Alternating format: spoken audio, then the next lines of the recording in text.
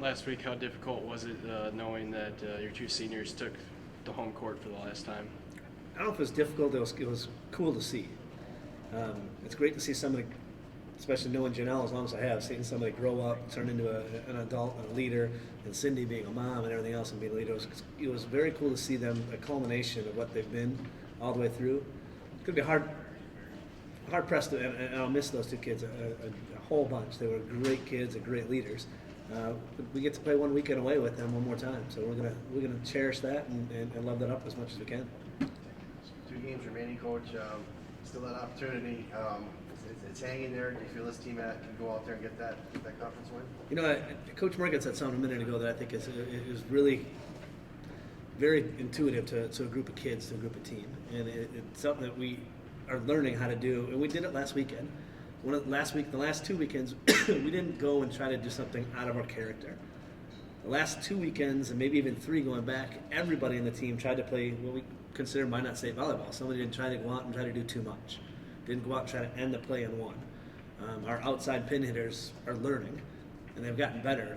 If you look at their stats going through in and outs, I mean, Shelby and Shea both last weekend were first time both of them in a positive and hitting at a higher rates than we have in weeks.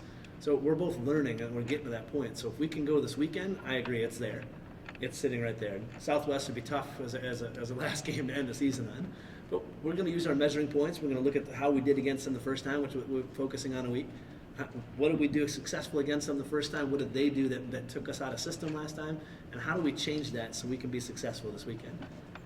Against the last 2 opponents, we did that. Look at the scores that we had the first time against them and what we had this time against them, and the scores were much improved. And look at the stats and hitting and digs and stuff as well. We had more kills and we dug more balls last weekend than we did the first time we played both those teams as well. How quickly after these last 2 games do you as a coach start the, I guess, off-season evaluation process where, okay, this is where we are as a program and this is where we need to go? I think it's something that you do as a constant.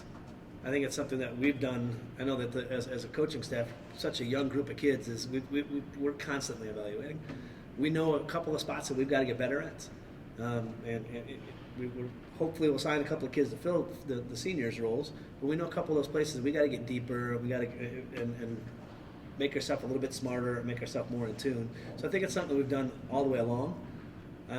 But that process, it turns around right away. As soon as we're done with the 2 games, we'll probably take a day or 2, and then we'll sit down as a staff and say, okay, we've got to get better here, here, and here. And then that first week of December, we'll sit down with the girls and we'll have individual meetings with them and goal meetings with them of what we need to improve upon as individuals, as volleyball players. Yeah, what area of those things that you're going to be talking about is like the easiest fix, do you think, for you guys to be better next year? Easiest fix for us to be better next year? I don't know if there is an easy in this conference, as weird as that sounds. For us, we have to get better on our pin hitting. Our outsides did a good job, especially towards the end. Losing Janelle there too is a big loss. So filling that role and then getting better at the same time. We have to fill a right side, at least 1 right side and 2 outside hitter positions that we have to get better at immediately. Those are 2 positions that pass the ball, and those are 2 positions that swing and swing a lot, especially when we're out of system. To be honest, those are the positions we have to get better at the most. We have to make the most growth in our off season. Is this kind of what you envisioned where your team would be at this point? No, I had a little bit higher expectations. I think there's different points in there, but I think as coaches sometimes we take out the emotion of it and forget what it's like to be a college freshman and a college freshman girl at the same time. So I envisioned it to have a little bit more success on the court this year. I think we kind of failed in some places in that notion. Now athletically, I think we're right there. We've got to get smarter. We've got to get stronger. I think some of the kids are definitely developing and going right down that path. A couple of them are, fell behind a little bit. Benefit of us now is we have a spring season. We get 6 months to be able to work at all those individual skills to get better.